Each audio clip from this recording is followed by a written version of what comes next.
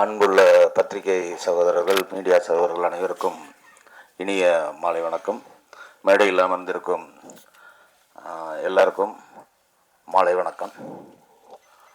இந்த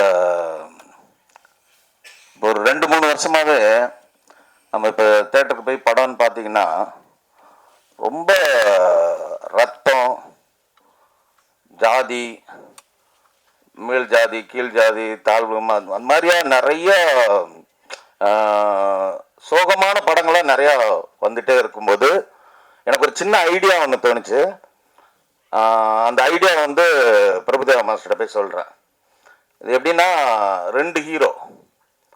ஒரு ஹீரோ வந்து டெட் பாடி, இன்னொரு ஹீரோ அந்த டெட் பாடியை தூக்கிட்டு போகிற இன்னொரு கேரக்டர். 2 ஹீரோ தான் ஒரு கதை. ஒரு சின்ன ஐடியா, ஒரு காமெடி அவுட்லைன் தோணுச்சு. அதை பிரபுதேவா மாஸ்டர்கிட்ட போய் சொல்கிறேன். அவர் ஃபுல் கதை கேட்டுட்டு அவர்கிட்ட என்ன சொல்கிறேன்னா, டெட் பாடியாக நடிக்கிறது இன்னொரு ஹீரோ, அந்த டெட் பாடியை தூக்கிட்டு போகிறது நீங்கள் அப்படின்னு சொல்கிறேன். அவர் மாஸ்டர் வந்து கதை கேட்டுட்டு, கதை சூப்பராக இருக்கு, நான் பண்ணுற சக்தி, பட் நான் டெட் பாடியாக நடிக்கிறேன் அப்படின்னு சொல்கிறாரு. என்ன மாஸ்டர், நீங்கள் டெட் பாடியா? நீங்கள் ஒரு டான்ஸர், உங்கள் பாடி லாங்குவேஜே வேறு இருக்கும். நீங்கள் டெட் பாடினா ஆடியன்ஸ் எப்படி? இல்லை, இது ஒரு சேலஞ்சிங்கான கேரக்டர், நான் பண்ணுறேன்னு சொல்கிறாரு. அதுக்கப்புறம் அந்த இன்னொரு ஹீரோவை ஹீரோயினாக மாற்றி, ஹீரோயின்ஸாக மாற்றி 4 ஹீரோயின் ஆக்கி, அந்த 4 ஹீரோயினும் ஒரு டெட் பாடியை தூக்கிட்டு போகிற மாதிரி கதையை மாற்றினதுக்கு இன்ஸ்பிரேஷனே மாஸ்டர் தான். ஸோ இந்த கதை இவ்வளோ நல்லா வந்திருக்கு. இது ஒரு பேசு பொருளாக இருக்கும். ஏன்னா இப்போ நிறையா கமெண்ட்ஸ் எல்லாம் வந்து மகளிர் மட்டும் நாகேஷ் சார் பண்ணுங்க அதெல்லாம் சொல்கிறாங்க. ஓகே தான். இப்போ ஒரு போலீஸ் கதைன்னா ஒரு வருஷத்தில் 10 படம் வரும். அந்த மாதிரி நிறையா கதைகள் 10 படம் வரும். ஆனால் இது ஒரு 25 வருஷத்துக்கு அப்புறம் ஒரு படம் தானே வருது. அது கூட நாகேஷ் சார் வந்து ஒரு கேரக்டர் ஆர்டிஸ்ட், அவர் ஒரு காமெடியன், அவர் ஒரு 10 நிமிஷம் ஒரு போர்ஷன் பண்ணியிருப்பார் அந்த படத்தில். ஆனால் அந்த ஒரு டெட் பாடின்றதை வச்சு 2 மணி நேரம் படத்தில் 1 மணி நேரம் 50 நிமிஷம் டெட் பாடியாக ஒரு ஹீரோ நடிக்கிறதுன்றது it's not an easy joke. அதுக்கு ஸ்கிரிப்ட் பண்ணுறது விளையாட்டு கிடையாது. 1.5 நாளில் கதை நடக்கும். அந்த 1.5 நாளில் டெட் பாடி வச்சு மூவ்மெண்ட் பண்ணோம். மாஸ்டர் வந்து ஃபஸ்ட்டு டெட் பாடினோடனே ஈஸியாக ஒத்துக்கிட்டார். Okay, dead body. நாங்களும் அப்படி தான் நினச்சோம். ஜாலியாக ஷூட்டிங் போனோம். ஃபஸ்ட்டு டே அது இது எப்படின்னா, டெட் பாடினா ஒரு கண் ஓப்பனாக இருக்கும். ஒரு சின்ன இப்போ கை இப்படி வச்சுருந்தா அப்படியே தான் வச்சுருக்கணும், மாற்ற முடியாது. அவ்வளோ ஒரு எல்லாரும் அவர் கண்ணுக்கு முன்னாடி எல்லாம் காமெடி பண்ணிகிட்டு இருப்பாங்க. ஆனால் அவர் வந்து அப்படியே இருக்கணும். அது அவரை பொறுத்தவரைக்கும் ரொம்ப கஷ்டம். அவர் சும்மாவே இருக்க மாட்டார். ஏதாவது ஒரு பாடி லாங்குவேஜ் பண்ணிட்டு இருக்கிறவர். அவர் அந்த மாதிரி வச்சு பண்ணது, அவர் அதை கண்ட்ரோல் பண்ணது ரொம்ப நாளாக ஆக அவருக்கு ஒரு பெரிய சேலஞ்சிங் ஆயிடுச்சு.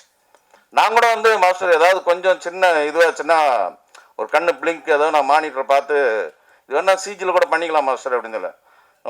நோ, இது கூட பண்ண மாட்டேனே, நான் 1 மோர் பண்ணுன்னு சொல்லிட்டு அவரே கேட்டு வாங்கி அவ்வளோ ஹார்ட் ஒர்க் பண்ணி பண்ணார்.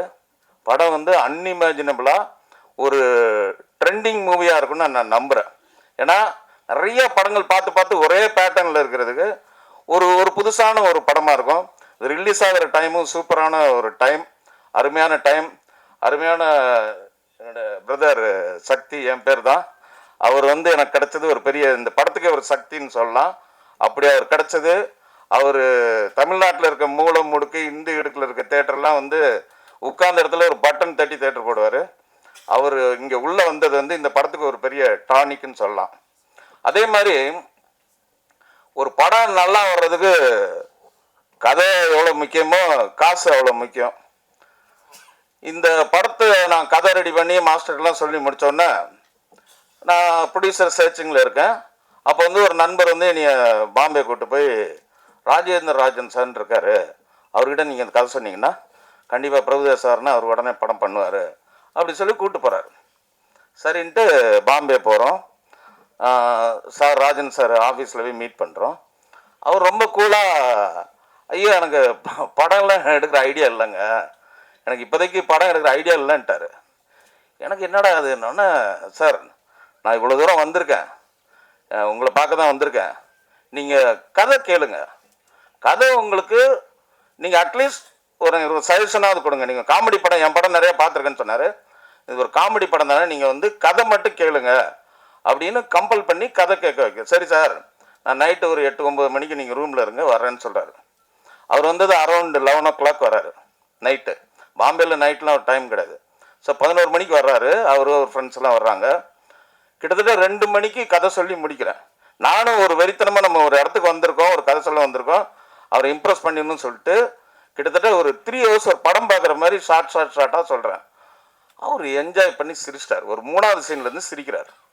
சிரித்து முடிச்சுட்டு என்ன சொன்னார்னா, சார் நான் உண்மையிலே இந்த கதை கேட்டுட்டு அவாய்ட் பண்ணணும்னு நினச்சி தான் வந்தேன். ஆனால் இந்த கதை கேட்டதுக்கப்புறம் இவ்வளோ டயர்டாக வந்த என்னையே நீங்கள் சிரிக்க வச்சிட்டீங்க. இப்போ தேட்டருக்கு வர ஆடியன்ஸ் ஃப்ரெஷ்ஷாக வருவாங்க.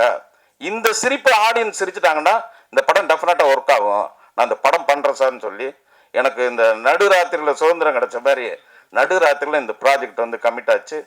அன்னையிலேருந்து அந்த செகண்ட்லேருந்து கிட்டத்தட்ட 2 years கேட்டதும் கொடுப்போனே கிருஷ்ணா கிருஷ்ணான்ற மாதிரி நான் கேட்காமலே இந்த படத்துக்கு நிறைய விஷயத்தை அள்ளி கொடுத்தவர் ராஜேந்திரன் சார். நான் இந்த ஆர்டிஸ்ட் சொல்லுவேன், யோகி பாபு வேணும்னா வச்சுக்கலாம் சார், இல்லை ஆல்டர்னேட்டிவ் ஏன் வேணும்னா வச்சுக்கோங்க சார். ஒரு படம் நம்ம எடுத்தோன்னா ஜெயிக்கணும். நான் என்னோட தொழிலில் கிங்கு, அவரோட ஃப்ளாட் பிஸ்னஸில் அவர் கிங்கு. நான் சினிமா எடுத்தேன்னா நான் அதில் கிங்காக இருக்கணும், ஜெயிக்கணும். ஃபஸ்ட்டு ஜெயிக்கிறதுக்கு நீங்கள் கதை நல்லா சொல்லிட்டீங்க, அப்போ நான் செலவு பண்ணால் தான் படம் நல்லா வரும்னு சொல்லிட்டு இந்த கதை கொடைக்கானலில் குற்றாலத்தில் நடக்கிற மாதிரி கதை. அவர் நினச்சிருந்தா ஏங்க இது மெட்ராஸில் நடக்கலாம், பாண்டிச்சேரியில் நடக்கலாம்னு சொல்லலாம். சொன்னால் கூட நான் மென்டலாக செட் ஆகிடுவேன். ஆனால் இல்லை, நம்ம என்ன சொன்னமோ அதை தாண்டி செலவு பண்ணி சாங்ஸ் கூட அதே மாதிரி நம்ம கேட்டதுக்கு மேலேயே அவர் பண்ணதுனால தான் இன்னைக்கு இந்த படம் இவ்வளோ சிறப்பாக வந்திருக்குன்னா கதை மட்டும் கிடையாது, அவரோட இன்வெஸ்ட்மெண்ட், இந்த ப்ராஜெக்டை அவர் லவ் பண்ணது, அவரோட ட்ரஸ்ட். சாங் ரெக்கார்ட் பண்ணிட்டோம். ரெக்கார்ட் பண்ணதுக்கப்புறம் ஷூட்டிங் போகிறோன்னா இல்லை இந்த சாங்கை நீங்கள் ரஃப்பாக ஷூட் பண்ணுங்க, அதுக்கு ஒரு மானிட்டர் மாதிரி எடுங்க, அதுக்கு 1 லட்ச ரூபா செலவு பண்ணுங்கன்னு டம்மியாக டான்சர்ஸ் வச்சு பூபதி மாஸ்டர் வச்சு அந்த சாங்கை ஷூட் பண்ணிவிட்டு அப்புறம் போங்கன்னு சொல்கிறார். இந்த மாதிரி ஒரு ப்ரொடியூசர் எனக்கு தெரிஞ்சு எனக்கு ஒரு என்கரேஜ் பண்ணுற ஒரு ப்ரொடியூசர் இதுதான் எனக்கு தெரிஞ்சு ஃபர்ஸ்ட் டைம். Thank you sir. அதே மாதிரி இந்த படத்தில் மாஸ்டரை பற்றி சொல்லவே வேண்டியதில்லை. அவர் இது என்ன 3வது படம். எங்கள் 2 பேருக்கும் கண்ணா பின்னான்னு அண்டர்ஸ்டாண்டிங் இருக்குது. வார்த்தை புதுசாக இருக்கணும் இல்லையா? ஸோ அவர் சொல்லும் போது நான் புரிஞ்சுக்குவேன், நான் சொல்கிறேன் அவர் புரிஞ்சுக்குவார். அவ்வளோ அண்டர்ஸ்டாண்டிங் இருக்கனால ஒரு டேரக்டருக்கும் ஹீரோக்கும் அண்டர்ஸ்டாண்டிங் இருந்தால் படம் நல்லா வரும். அந்த ஆங்கிளில் இது சூப்பர். அதுக்கப்புறம் மடோனா அவங்கள நான் ஷூட்டிங்கில் டான் தான் கூப்பிடுவேன். ஏன்னா ஒரு தடவை மைக்கில் மடோனா கூப்பிடுங்க அப்படின்னு சொன்னோன்னா அவங்க சார் மடோனான்னு மடோனாங்கிறது மைக்கில் சொல்ல வேண்டாம்னா அதுக்கப்புறம் டான் தான் கூப்பிடுவேன். இந்த படத்தில் உண்மையிலே டான் மாதிரி பண்ணியிருக்காங்க. Super performance, excellent. அவங்களாம் தமிழ் சினிமாவில் ரெகுலராக நிறையா படம் பண்ணணும். அதுக்கு இந்த படம் ஒரு பெரிய பிளாட்ஃபார்மாக இருக்கும்னு நான் நம்புகிறேன். அதே மாதிரி அபிராமி மேடம் அவங்களோட இது எனக்கு 2வது படம். ஏற்கனவே சார்லி சாப்ளின் பண்ணியிருக்கேன். இந்த கதை எழுதும்போதே டக்குன்னு மைண்டுக்கு வந்தது அவங்க தான். அவங்க முதல்ல கன்வின்ஸ் ஆகலைன்னா இது மதர் கேரக்டராக இருக்கேன், இல்லைங்க பேருக்கு தான் மதர்னு தெரியவே தெரியாதுன்னு சொல்லி அவங்க மொடோனா ஃப்ரெண்டு மாதிரி வருவாங்க படத்தில். ஆல்மோஸ்ட் அந்தளவுக்கு அவங்க காஸ்டியூமு ஆட்டிடியூட்லாம் இருக்கும். அவங்க ஆல்மோஸ்ட் இந்த என்னுடைய நண்பர்கள், அவங்க டேரக்டர், அவங்கள கோ டேரக்டர் இல்லை, இந்த படத்தில் கோ டேரக்டர், ஃபியூச்சரில் டேரக்டர்ஸ், அவங்க எல்லாருக்கும் என்னுடைய மனப்பூர்வமான நன்றிகள். இந்த படத்தை தமிழகம் எங்கும் வெளியிடும் எனது நண்பர் சக்தி எல்லாருக்கும் என்னுடைய நன்றியை தெரிவிச்சுக்கிறேன். உங்களுடைய அன்பும் ஆதரவும் என்றென்றும் தேவை என்று உங்கள் பொற்பாதங்களை தொட்டு கேட்டு எனக்கு உரையை முடிக்கிறேன். நன்றி, வணக்கம். இந்த பூபதியை பற்றி சொல்லணுன்னு என்னை அப்படியே முறைக்கிறாரு அங்கேருந்து. உண்மையிலே பட்டை கிளப்பியிருக்காரு. இந்த படத்துக்கு அப்புறம் அவர் வேற இடத்துக்கு போவார். சூப்பராக பண்ணியிருக்காரு. அவருக்கும் என்னுடைய வாழ்த்துக்கள். தேங்க்யூ.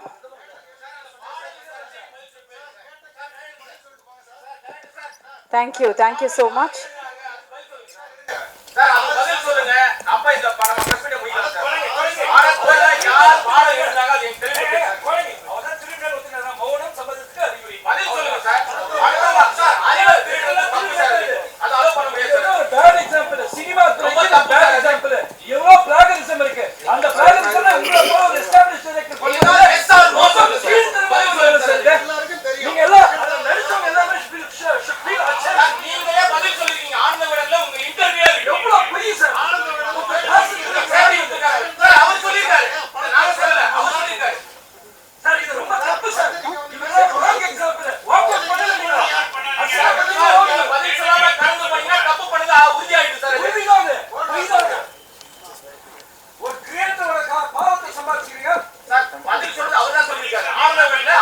Sir, 1 minute.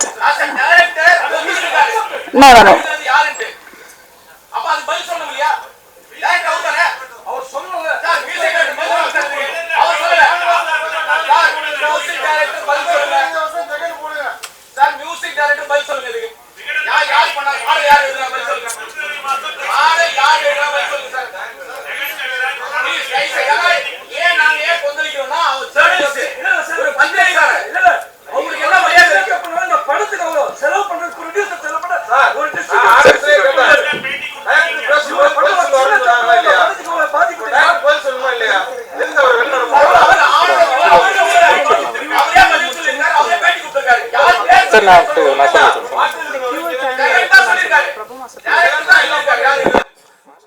இப்போ ஜெகனும் சக்தி சாரும் சேர்ந்ததும் படத்தை பண்ணாங்க. அது இல்ல இல்ல இப்ப அதுக்கு பிறகு ஜெகன் வந்து பாரு ரெண்டு பேசி முடிச்சப்போ சக்தி சார் எழுத முடிச்சாச்சு. இப்ப ஜெகனை வரல. நீங்க அதெல்லாம் பாருங்க.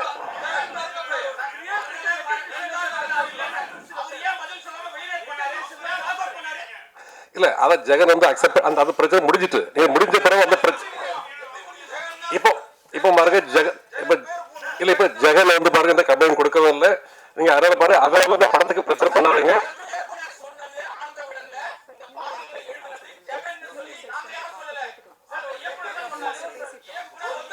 சரி நாங்க அடுத்த ஒரு பிரஸ் மீட் வைக்கிறோம் தனியா இதுக்கு மட்டும் நீங்க அதுல பதில் சொல்றோம்.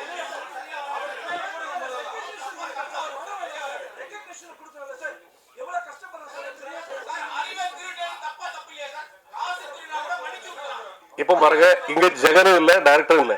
நீங்க பாருங்க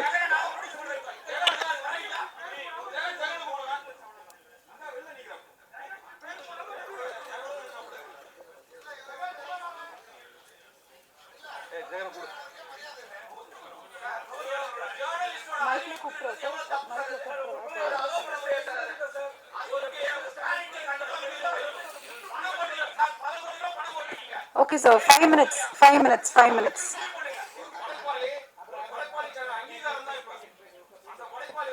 இல்ல சார், we respect. கண்டிப்பா உங்க எல்லாரையும் நாங்க ரெஸ்பெக்ட் பண்றோம். ஒரு 5 minutes. 5 minutes.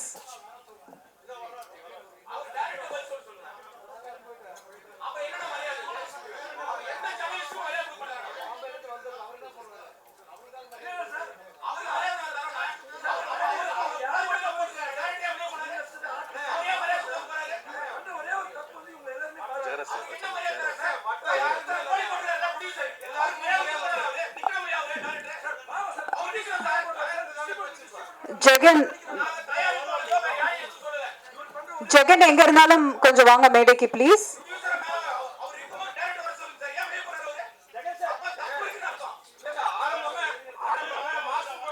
ஜெகன் ப்ளீஸ் எங்க இருந்தாலும் மேடைக்கு வரும்படி கேட்டுக்கொள்கிறேன். ஜெகன் ப்ளீஸ் ஸ்டேஜுக்கு வாங்க.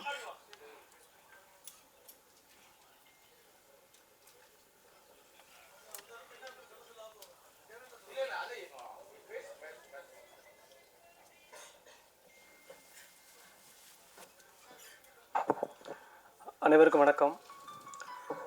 டிரான்ஸ் இந்தியா நிறுவனத்தில் வந்து 2014 வருஷம் நான் ஒரு ஆஃபீஸ் பாயாக சேர்ந்தேன். ஒரு ஆஃபீஸ் பாயை எனக்கு ஈபி ஆக்குனாருங்க முதலாளி. எங்கேயாவது நடக்குமா அது? நான் வந்து பெருசாக படிக்கலை, பெரிய அழகு கிடையாது.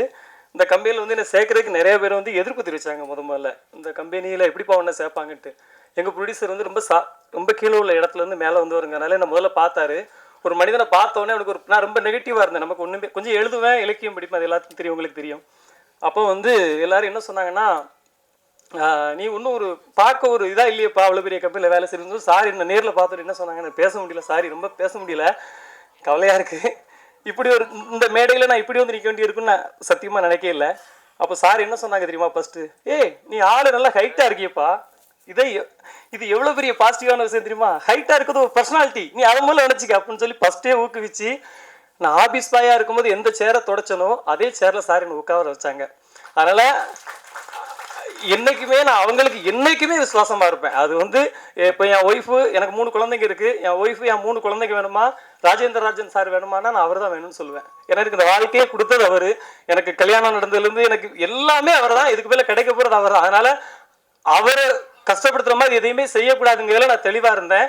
ஆனால் அதே நேரத்தில் ஒரு உண்மையை சொல்லணும். அது அது வந்து உண்மையை வந்து ரொம்ப நாள் மறைக்க முடியாது, மறைக்க முடியும், அழிக்க முடியாது இல்லையா? நம்ம அதை சொல்லணும். என்ன நடந்துச்சுங்கிறத சொல்லிடுறேன், யாரும் தவற நினைக்க வேண்டாம் இதில் சம்மந்தப்பட்ட. ஏன்னா இங்கே நடந்த உண்மை எல்லாத்துக்கும் தெரியும்.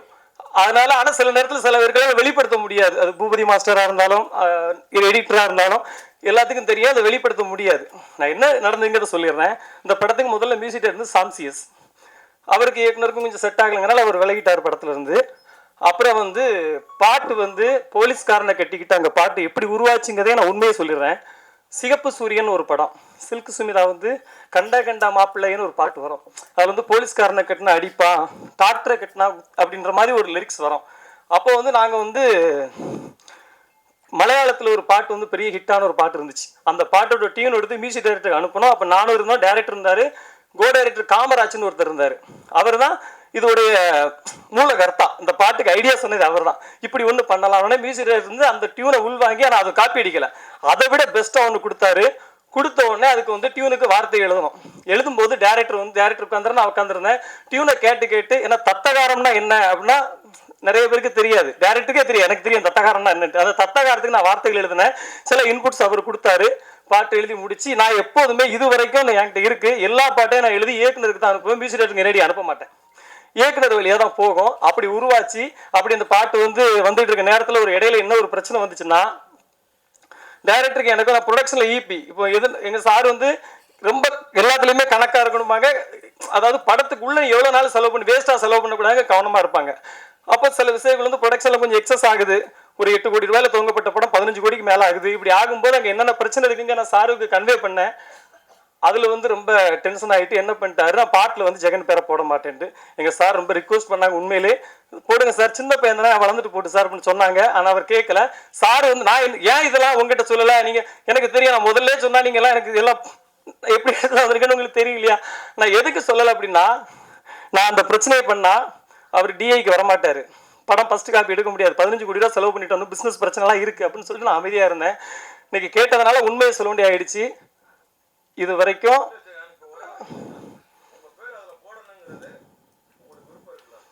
நான் கண்டிப்பா கண்டிப்பா கண்டிப்பா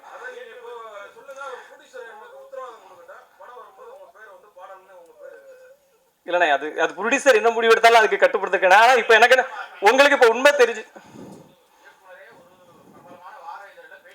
ஆமாம் ஆமாம் ஆமாம். நான் சொல்கிறேன் உங்கள்கிட்ட யார்கிட்டயாவது நான் சொன்னேன் இது வரைக்கும்?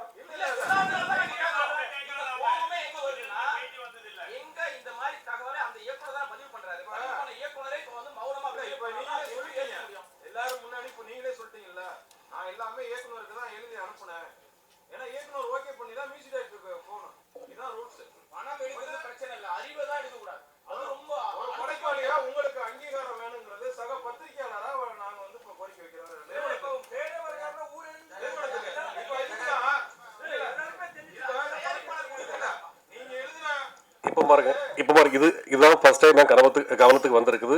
நீங்கள் இதை பேசிட்டு போயிட்டு இருக்கோம். இந்த ஃபங்க்ஷன் முடியாது. அதில் இதை நான் ரெண்டு விசாரிச்சு என்ன படம் நாங்கள் டிசிஷன் எடுக்கிறோம். நான் ஜெயிட்டும் பேசிக்கிட்டு பேச முடிவு எடுக்கிறேன்.